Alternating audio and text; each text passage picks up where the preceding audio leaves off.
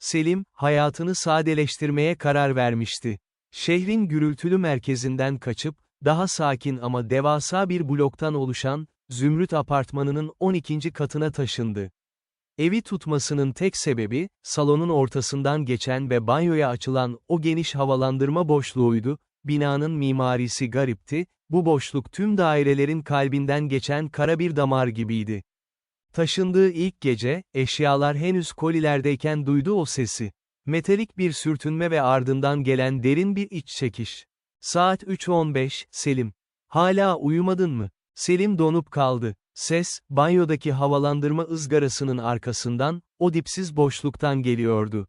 Sesin sahibi bir insan değil, sanki rüzgarın kelimelere dökülmüş haliydi. Selim önce bunun bir şaka olduğunu, üst ya da alt komşunun sesinin yankılandığını düşündü. Ama ses, ertesi gece daha spesifik bir şey söyledi. O parayı almamalıydın, Selim. Çekmecenin en arkasındaki o sarı zarf. O sana ait değildi. Selim'in elindeki bardak yere düşüp parçalandı. Kimsenin bilmediği, 3 yıl önce çalıştığı şirketin muhasebe hatasından yararlanarak cebine attığı o küçük ama kirli paradan bahsediyordu boşluk. Bunu ne sevgilisi ne de ailesi biliyordu. Ertesi gün Selim, apartman görevlisi Rıza Efendi'yi durdurdu. Bu havalandırma boşluğu, sesleri çok mu iletiyor, diye sordu, sesindeki titremeyi gizlemeye çalışarak. Rıza Efendi, eski bir anahtarla asansör kapısını kurcalarken durdu ve Selim'e tuhaf bir bakış attı. Bu bina eskidir beyim, betonun kulağı vardır derler burada. Bazıları sadece rüzgarı duyar, bazıları ise duymaması gerekenleri. Sen en iyisi o boşluğa pamuk tıka, fazla dinleme. Selim pamuk tıkadı, ızgaranın önüne ağır dolaplar çekti ama fısıltı durmadı. Ses artık duvarın içinden, yatak odasının başucundan geliyordu. Üstelik artık sadece itirafları değil, yaklaşan felaketleri de fısıldıyordu. Yarın o toplantıya gitme. 14. kattaki kadın ölecek. Merdivenlerden gelen sese dikkat et. Selim dehşet içindeydi. Ertesi sabah, 14. kattaki yaşlı kadının kalp krizinden öldüğü haberiyle uyandı. Artık bu bir tesadüf değildi. Apartman boşluğu, binada yaşayan herkesin günahlarını, sırlarını ve kaderlerini biriktiren bir kuyuya dönüşmüştü. Selim, bir gece yarısı eline güçlü bir el feneri alıp banyodaki ızgarayı söktü. Kafasını o karanlık boşluğa uzattı. Fenerin ışığı, onlarca kat aşağıya, zemindeki karanlığa kadar uzanıyordu. Boşlukta asılı duran yüzlerce eski kablo, boru ve fısıltılar vardı. Aşağıdan yukarıya doğru yükselen sesler bir koroyu andırıyordu. Karımı aldatıyorum. 7. kat. Sınav sorularını çaldım. 19. kat. O gece aracı ben sürüyordum, kaçtım. 3. kat. Apartman boşluğu, koca bir binanın gizli çöplüğüydü. İnsanlar gündüzleri birbirlerine gülümseyerek asansöre biniyor, akşamları ise banyolarında, mutfaklarında kendi kendilerine itiraf ettikleri her şeyi bu boşluğa döküyorlardı. Ve boşluk, bu yükü taşıyamayıp Selim gibi, hassas, kulaklara geri kusuyordu. Selim, feneri aşağı doğru tuttuğunda, boşluğun dibinde parlayan bir şey gördü. Bir yığın kağıt, hayır, bunlar fotoğraflardı. Yıllar boyunca boşluğa atılmış kanıtlar, mektuplar ve nesneler. Selim, o gece bir karar verdi. Apartman boşluğuna giden zemin katındaki kilitli kapıyı kırıp içeri girdi. Burası binanın temeliydi, rutubetli, karanlık ve ağır bir kokuyla kaplıydı. Yerdeki yığının içinde dolaşırken kendi isminin yazılı olduğu bir dosya buldu. Dosyanın içinde, henüz işlemediği bir suçun tutanağı duruyordu, Selim A., cinayete teşebbüs. Arkasından bir ses duydu. Görmemen gereken yere geldin evlat. Bu Rıza Efendi'ydi. Ama her zamanki mahzun görevli değil, sanki binanın bir parçasıymış gibi heybetli ve karanlık duruyordu. Elinde ağır bir kürek vardı. Bu bina, dedi Rıza, insanların sırlarını taşıyarak ayakta duruyor. Eğer sırlar açığa çıkarsa, beton çürür, bina yıkılır. Ben buranın bekçisiyim. Sırları gömen adamım. Rıza Efendi, Selim'e binanın temellerini gösterdi. Temel, demirlerden değil, binlerce insanın itiraflarının kazındığı taşlardan oluşuyordu. Sen çok fazla dinledin Selim. Artık sen de bir ses olacaksın. Boşluktaki bir başka yankı. Selim kaçmaya çalıştı ama apartman boşluğu bir vakum gibi onu içeri çekiyordu.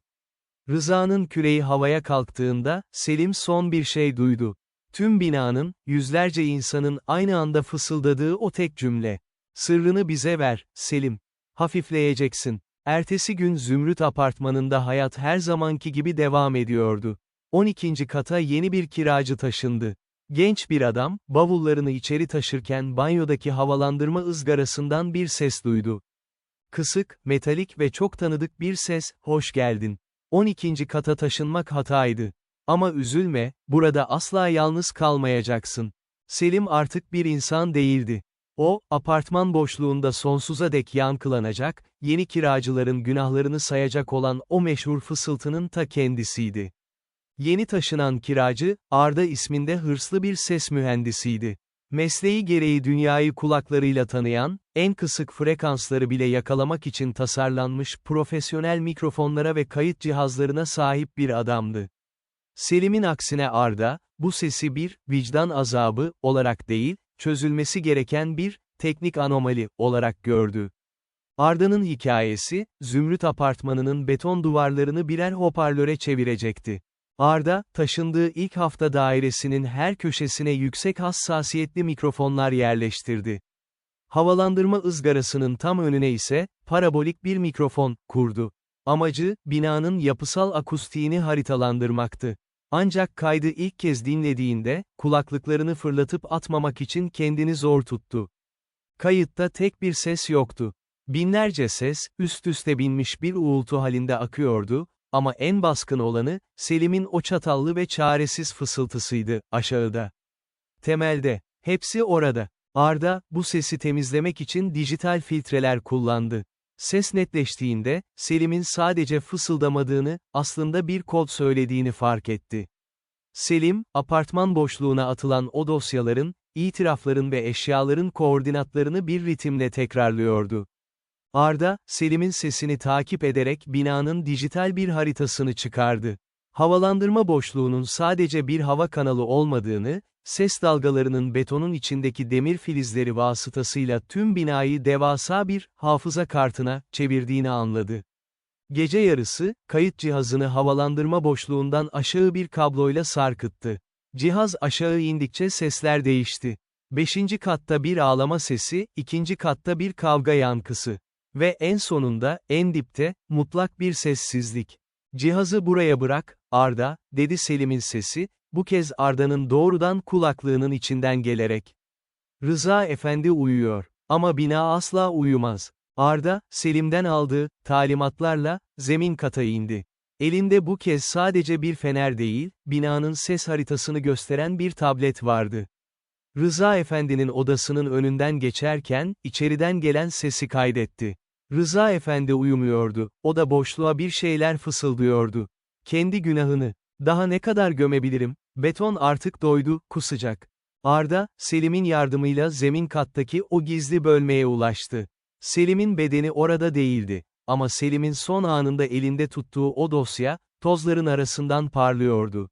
Arda dosyayı açtığında, binanın inşaatına dair şok edici bir gerçeği gördü, Zümrüt Apartmanı, eski bir akıl hastanesinin temelleri üzerine kurulmuştu ve havalandırma boşluğu, o hastanenin, tecrit odalarının, birleştiği noktaydı.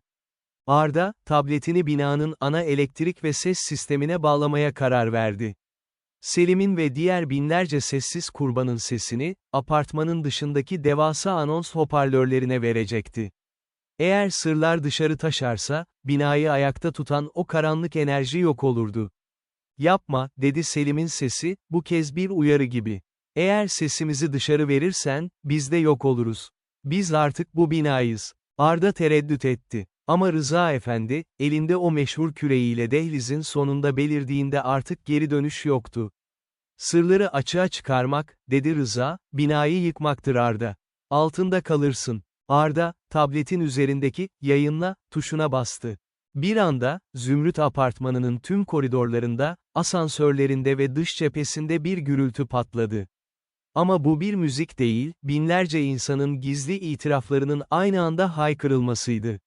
"Onu ben öldürdüm. Parayı ben çaldım. Hepinizden nefret ediyorum." Şehir, gece yarısı bu korkunç itiraf korosuyla yankılandı. Binanın pencereleri birer birer çatlamaya başladı. Beton, artık taşımayı reddettiği bu manevi yükün ağırlığıyla ufalanıyordu. Bina fiziksel olarak değil, metaforik olarak çözülüyordu. Toz duman çekildiğinde, Zümrüt Apartmanı hala ayaktaydı ama artık sessizdi. Rıza Efendi ortadan kaybolmuştu. Havalandırma boşluğundan gelen o tekinsiz hava akımı kesilmişti. Arda, 12. kattaki dairesine döndü.